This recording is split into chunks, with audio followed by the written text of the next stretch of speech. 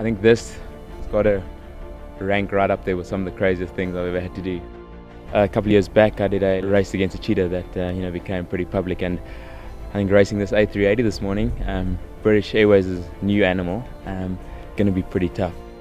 Got to get my focus on, because once that Airbus is on full throttle, I'm going to have to be moving pretty quickly. We've got 4 Rolls-Royce Trent 900 engines. Each one produces 70,000 pounds of thrust. So we're going to accelerate very, very quickly indeed. We'll get airborne about 140 miles an hour, and we can fly it up to 600 miles an hour when we're airborne. So I'll give him a wave as we go past. Yeah, it's got no chance.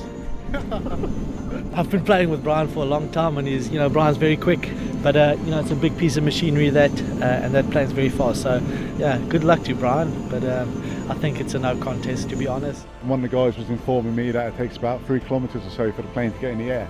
So I'm thinking from stationary over the first 100, I think he's got it. I'd really like to back my chances, but I think it's going to be a real close finish. I'd definitely say I'm up for the challenge. Hopefully I can make South Africa proud.